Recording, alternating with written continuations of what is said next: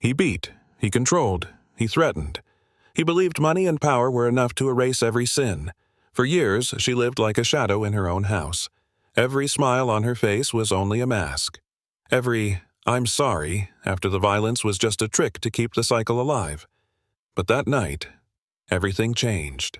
When he thought he had tamed his wife, she quietly opened a hidden safe. Inside was the truth he never imagined. Hundreds of hours of recordings, videos showing every wound up close, papers, evidence, every detail he thought buried forever. The next morning, the mansion carried no familiar footsteps, no scent of morning coffee, only dried blood on the floor and a silence that chilled his spine. For the first time in his life, the man who lived on obedience learned the taste of fear, before the world called him what he truly was, a monster. Have you ever witnessed a woman suffer in silence? If this story touches you, leave so we can face the truth hidden behind closed doors. The mansion in San Francisco stood silent. White marble floors, glass walls opening to the bay, a kitchen worth $50,000. Every corner whispered of money. Every detail shouted of power. Selena Brooks moved carefully through the morning light. She wore a silk robe. Diamonds caught the sun on her wrist. To anyone looking in, she was the picture of privilege. Yet, under the robe, hidden by long sleeves, purple marks told another story. She pulled the fabric down, tugging it tight, as if the cloth itself could erase the pain. She set breakfast on the counter. Toast, eggs, black coffee, every motion rehearsed. Knife in the right hand, plate in the left. Her routine was not luxury. It was survival. Silence filled the house. Not peace, but tension. She knew that silence could break at any second.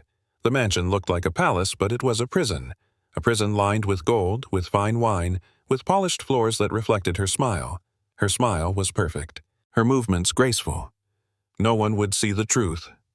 Behind every diamond, there was a bruise. Behind every smile, a plea to live. Her name was Selena Brooks. Once she had been a teacher. Children had filled her days with laughter. Her life had been simple, full of hope.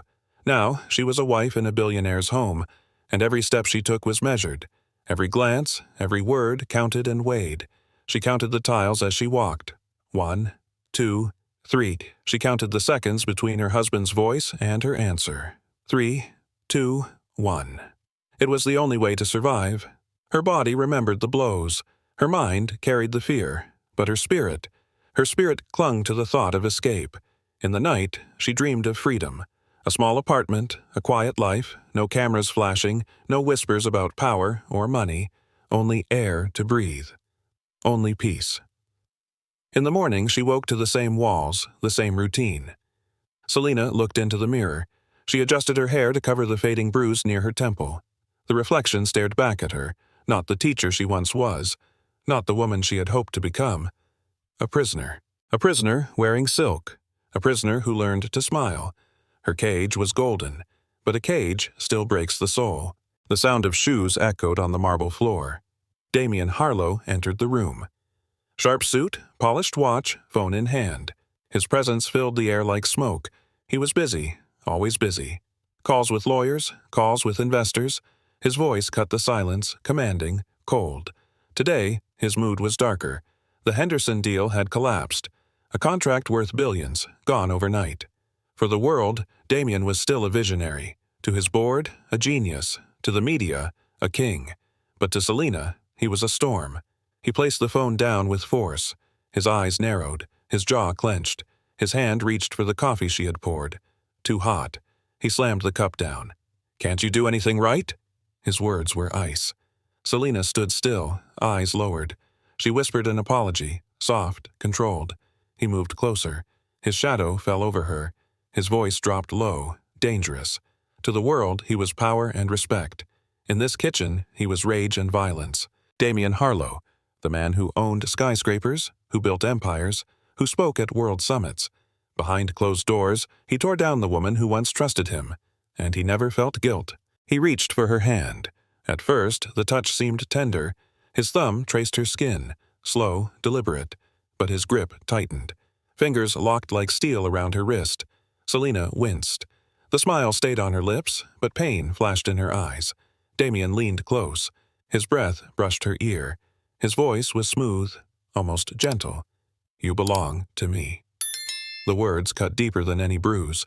She tried to pull back. He held tighter. The diamonds on her bracelet pressed into her skin, sharp as glass. He lifted her chin, forcing her to meet his gaze.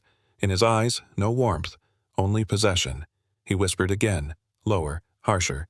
"Everything you are, everything you have, mine." Selina nodded.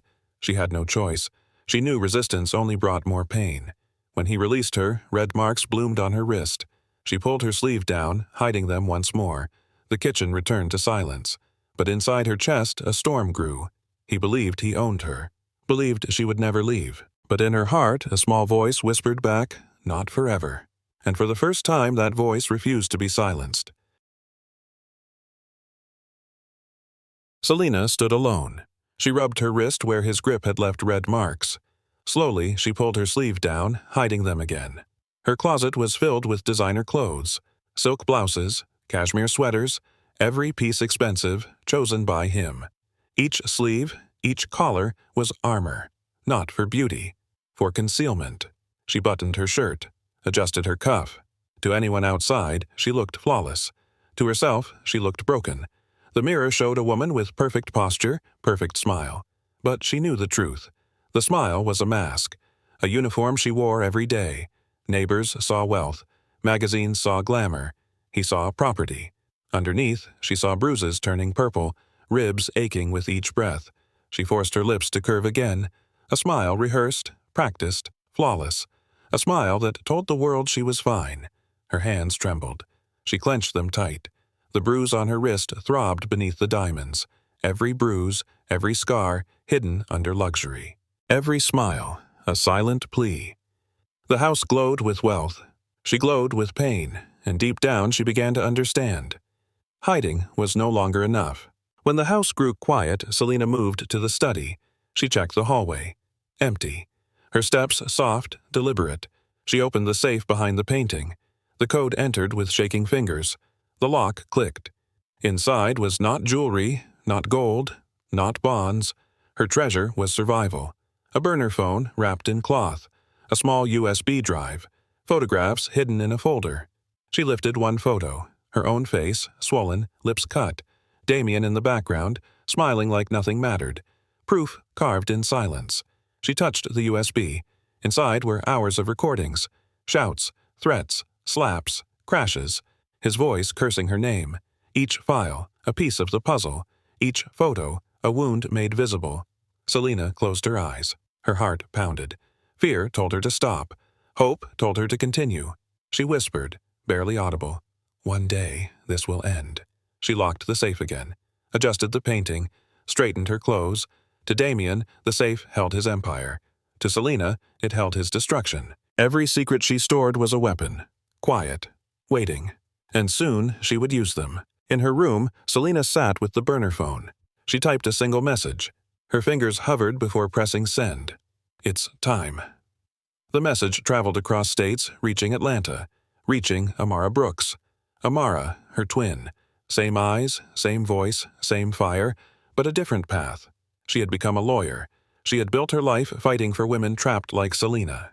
For years, Selina had hidden her pain from Amara, protecting her, protecting their mother, protecting anyone Damien might threaten. But now, silence had become unbearable. In Atlanta, Amara's phone lit up. She read the two words. Her breath caught. She understood. She stood from her desk, papers scattering. Her eyes burned with determination. She whispered, "I'm coming." Back in San Francisco, Selina placed the phone down. She closed her eyes. For the first time in years, she felt less alone. The bond of blood, the bond of sisters. Stronger than fear, stronger than him. Selina knew the storm was coming. But now, she had an ally. Not just a sister, a fighter.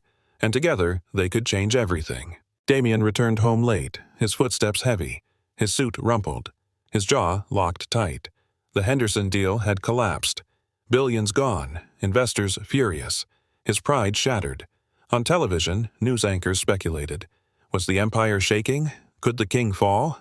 He switched it off with rage. His hand slammed the remote.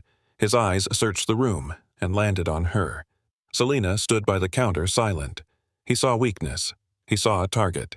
His anger boiled over. To the world, he was a visionary. To her, he was a storm about to break. He paced the kitchen, muttering curses. He blamed her for the coffee. He blamed her for the silence. He blamed her for breathing. Every loss of money became her fault. Every bruise on his ego became her punishment. His voice rose. His fist struck the table. Plates rattled.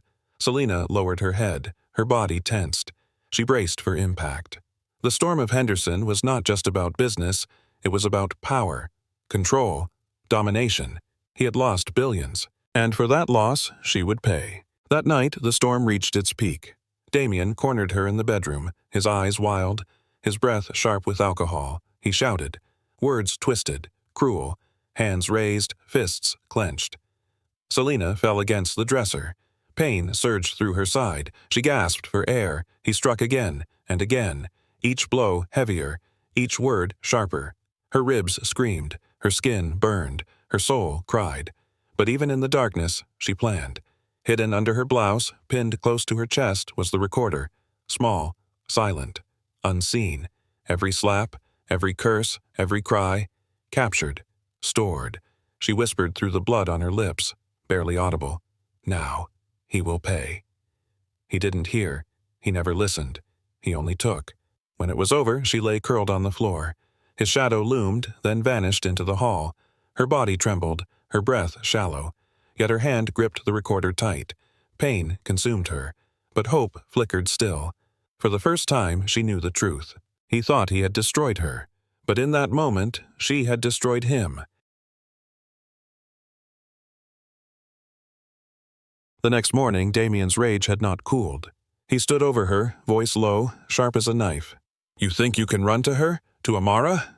His eyes burned. "I'll ruin her. Every case she touches will crumble. She'll never work again." Selina froze. He stepped closer. "And your mother? That insurance I pay? Gone. She'll lose everything. Do you understand?" Her throat tightened. He leaned in, lips against her ear. "And that little scholarship fund you care about? I'll burn it to the ground. Every girl who hoped for help. They'll have nothing."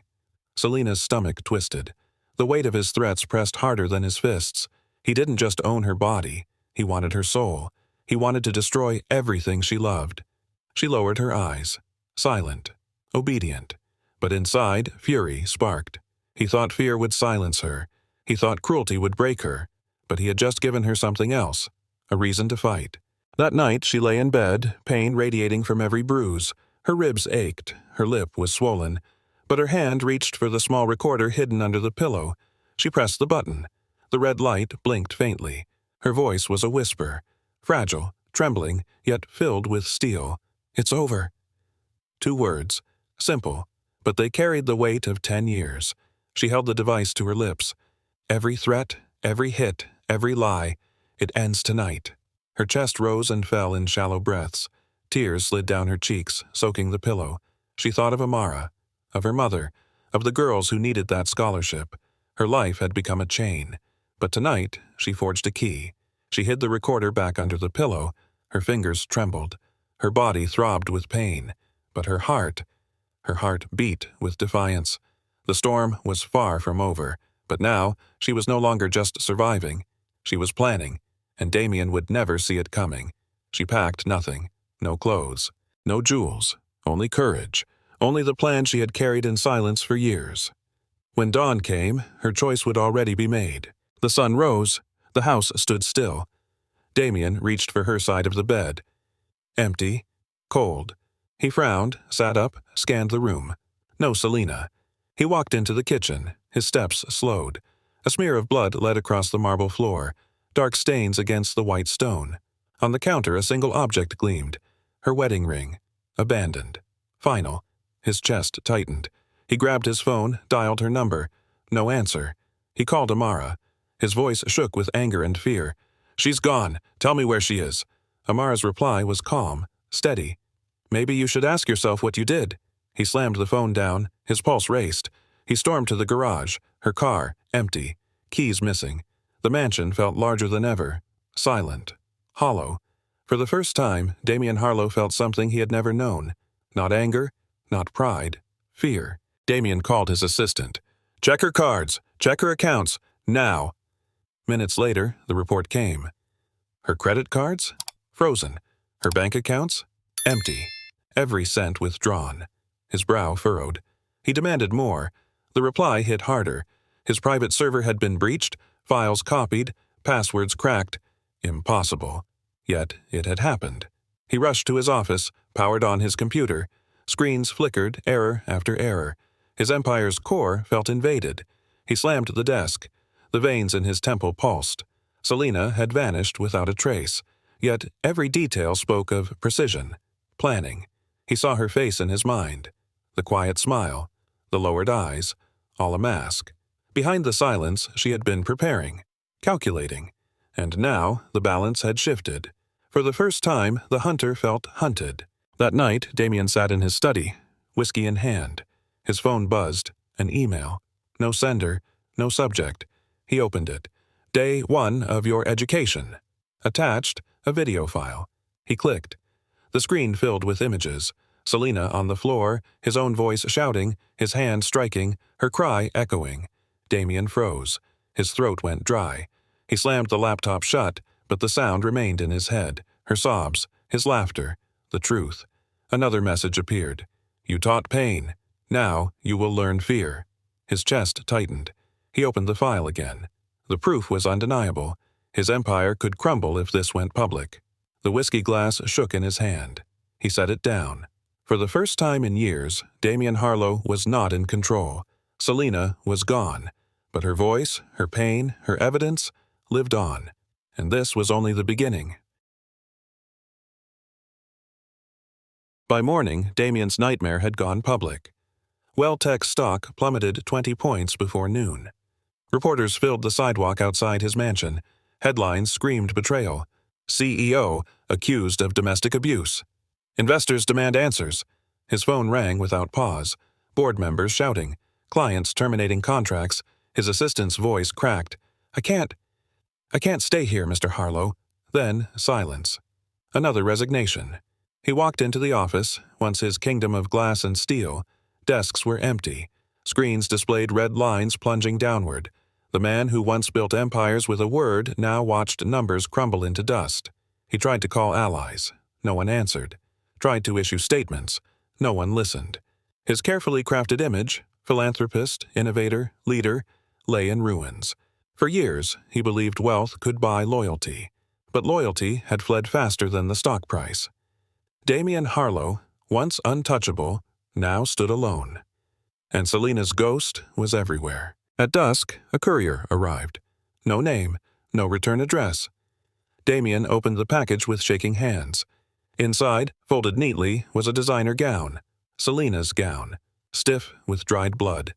He staggered back, bile rising in his throat. Pinned to the fabric was a note, handwritten in delicate cursive. Every bruise has a price.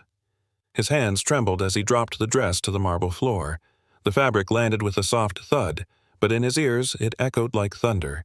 He pressed both palms against his temples, breath shallow.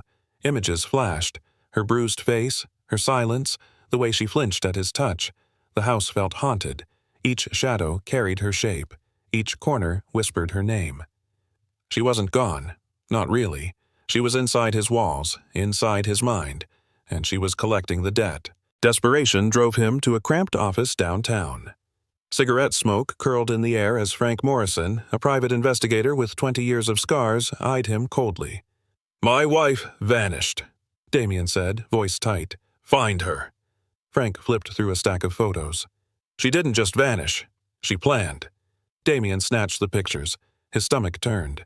Selina, smiling, meeting women in shelters, sitting in legal clinics, attending secret gatherings in Oakland. Frank exhaled smoke. She had a whole other life, helping women escape men like you. No, Damien muttered. She couldn't. She did, Frank replied. She wasn't just a victim. She was a coordinator, a strategist. Damien's chest tightened. The woman he controlled for years had been outsmarting him in silence. For the first time, he wondered if he had ever truly known her. And dread crept in. If she had been planning this long, how much further did her game go? Frank slid another photo across the desk. Damien's hand froze. Two women sat in a Houston cafe. Identical faces. Identical smiles, Selena and Amara. The blood drained from his skin. "Which one is she?" he whispered. Frank shrugged. "That's the question. Maybe they switched. Maybe they shared roles. Maybe you never knew who was in your bed." Damien stared at the photo, his pulse hammering. Had he married Selena? Or was it Amara? Had they traded places? Had every kiss, every fight, every tear been part of something bigger? His mind raced. He thought of the late nights, the sudden calm in her eyes. Was that satisfaction? Or was it her sister's gaze? The photograph blurred in his vision. He pushed it away, his hand trembling. Frank's voice cut through. "You've been outplayed, Harlow, by two women who know patience better than you know power." The room spun. For the first time, Damien questioned reality itself. Days blurred in paranoia. He saw her face in every crowd, heard her voice in every silence. Then the call came. Houston police. A hotel room. A body waiting for him to identify. 3 days later, Detective Rodriguez guided him into the Houston morgue. The sterile air carried the chill of finality. On the table lay a body, covered, still. The attendant pulled back the sheet. Selena's face, pale, still beautiful, yet lifeless. Damien's knees weakened. His throat closed. Rodriguez spoke quietly. "Found in a hotel room. Pills, alcohol, hours before housekeeping discovered her." Damien stared. The scar above her brow, the lips he had kissed, the skin he had bruised. But something struck him harder. Her hands, folded across her chest, bare, no wedding ring. Even in death, she had rejected him. Rodriguez's voice cut through the fog. "Medical examiner rules overdose, but, given what we know about your marriage, we can't ignore other possibilities." Damien could barely breathe. She was gone. The war was over, yet his phone buzzed in his pocket. A message from her number. "Now you know. But this is just the beginning." His heart lurched. His world fractured, and the nightmare deepened. He left the morgue shaken, his mind unraveling. The image of her lifeless face clung to him, but the nightmare had not ended. As he stepped into the empty hallway, his phone buzzed in his pocket. Damien staggered out of the morgue, his breath uneven. The image of Selena's still face clung to his mind. His phone buzzed. He pulled it from his pocket, hands trembling. A message from her number. "Now you know. This is just the beginning." The letters blurred as his pulse thundered. He looked around the empty hallway, chest rising fast. It wasn't possible. She was dead. He had seen her body with his own eyes. Yet the message was real. The timestamp, fresh. He typed a reply with shaking thumbs. "Who are you? What do you want?" No answer. He gripped the phone tighter, sweat dripping down his neck. Every shadow in the hallway seemed alive. Every whisper of air carried her name. Selena was gone. But her presence grew heavier, pressing against his chest. It felt as if the grave had not silenced her. It had given her voice, and that voice promised revenge. Hours later, his phone rang again. Unknown number. He answered. A calm, steady voice spoke. "Damien Harlow." He froze. The voice was hers, but not hers. "This isn't Selena," the woman continued. "This is Amara Brooks, her sister, her twin." Silence crackled on the line. Damien gripped the phone, lips dry. Amara's tone sharpened. "I have everything. 8 years of recordings, photos, journals, videos of every bruise you left, every threat you made." His breath caught. "You destroyed her body," Amara said, voice low, burning. "But her truth? That's mine now, and I will use it." He tried to interrupt. She cut him off. "You think money protects you. You think power hides you. But tonight, your empire begins to rot." The call ended. The line went dead. Damien lowered the phone slowly. His reflection in the glass window stared back, pale, hollow. Amara had her sister's face, her sister's fire, and now she had his future in her hands. The next morning, the silence of the mansion shattered. A battering knock, voices shouting. "FBI! Open the door!" Damien rushed to the foyer. Agents swarmed in, weapons drawn, vests heavy with authority. "Damien Harlow, step aside!" He shouted, demanded lawyers, threatened lawsuits. No one listened. Agents stormed through halls, into offices, into the hidden corners he thought untouchable. Drawers pulled open. Safes cracked. Computers seized. His home, once a fortress, turned into evidence. Neighbors gathered outside. Cameras flashed. Reporters shouted his name. He stood in the center of the chaos, powerless. His empire of silence had collapsed in the span of minutes. He felt the cold hand of law grip tighter than any contract. Selina had no power in life. But in death, through her sister, she had brought him to his knees. For the first time, Damien Harlow was forced to face something stronger than his money. Justice. Boxes filled with evidence lined the table. The agents laid them out piece by piece. Photos of Selina's bruises. Journal entries in her handwriting. Dates, times, places. Audio recordings played. Damien's voice filled the room. Shouts, slurs, threats. The crack of a slap. Her sobs. Video files appeared on the screen. Damien's face, clear. Selina, cowering. Proof undeniable. But the darkest discovery chilled even the agents. A drawer hidden in his office. Inside, trinkets. Torn fabric. Broken jewelry. A locket bent from impact. Trophies. Souvenirs of his violence. He had kept them all, catalogued like achievements. One agent muttered, "Monster." Damien sat in silence. His mouth dry. His empire was gone. His secrets displayed like an exhibit of cruelty. The evidence was overwhelming. The walls had spoken. The bruises had testified. 8 years of horror now visible to the world. And there was no escape.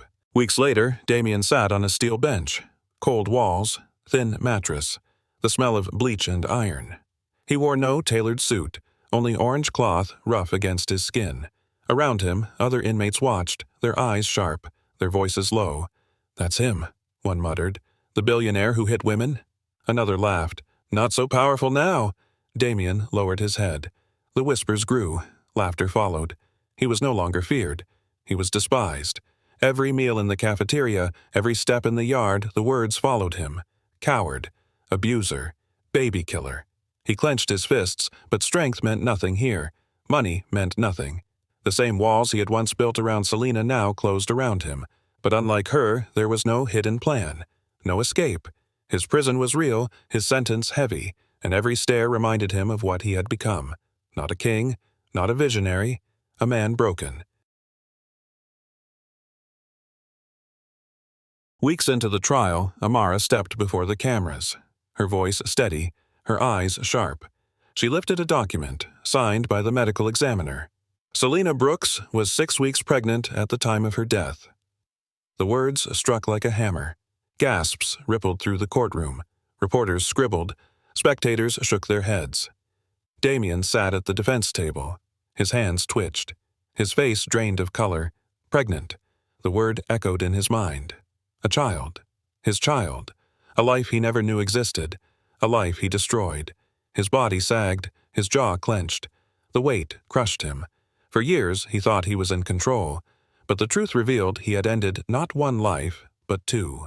Tears blurred his vision. Not from guilt alone, from the realization that nothing could ever be undone. Selina's voice haunted him. It's over.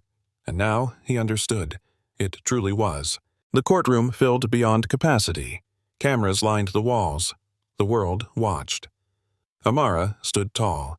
She opened a laptop, connected to the screen. A video began. Damien's voice roared. Selina's cries pierced the silence. His hand struck. His threats echoed. The room froze. Another clip played. His face visible. His words undeniable. Amara held up journals. 8 years of evidence. Every bruise, every threat, every scar, all documented. Gasps. Murmurs. Anger spread like fire. The judge banged the gavel for silence. But silence was gone. The public had heard enough. Reporters rushed to the exits. Headlines were already forming. "Monster in a suit." From billionaire to abuser. Damien sat shackled, eyes hollow. His empire gone, his mask ripped away. Amara's final words cut deep. Justice is not just for Selina. It is for every woman silenced by fear. The crowd erupted. Some wept. Some cheered. Justice was no longer hidden. It stood in the open, raw, and undeniable. Months later, a new name appeared across billboards and news screens. The Selina Brooks Foundation. Amara stood at the ribbon-cutting ceremony. Around her, women who had fled abuse held candles. Children smiled beside them. The foundation offered shelters, legal aid, education funds. Every dollar came from assets once owned by Damien Harlow. Reporters asked why she built it. Amara answered simply, "Because Selena believed no woman should feel alone." The gala filled with light.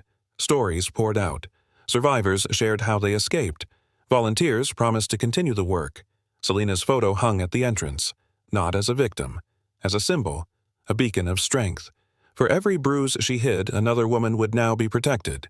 For every tear she shed, a child would be given hope. Her life was stolen, but her name had become a shield for others. This was rebirth, not of her body, but of her spirit.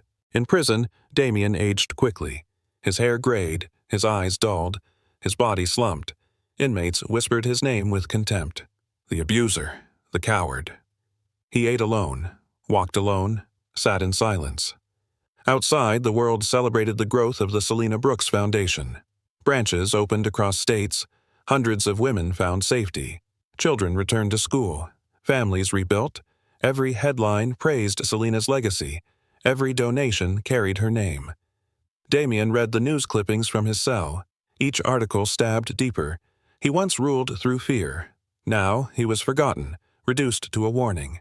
He had sought immortality through wealth and fame, but Selena had achieved it through pain, transformed into power. The contrast was sharp. His empire rotted behind bars. Hers flourished in freedom. He was despised. She was remembered. Poetic justice. Selena Brooks lost her life, but not her legacy. Her story became proof that money and power can never bury the truth. Bruises may fade, but the memory of pain does not. Silence can last for years, but it always finds a way to break. Justice, though slow, always rises. Across the country, women speak her name.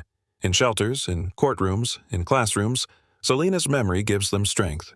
Children carry her story as a shield, mothers as a torch.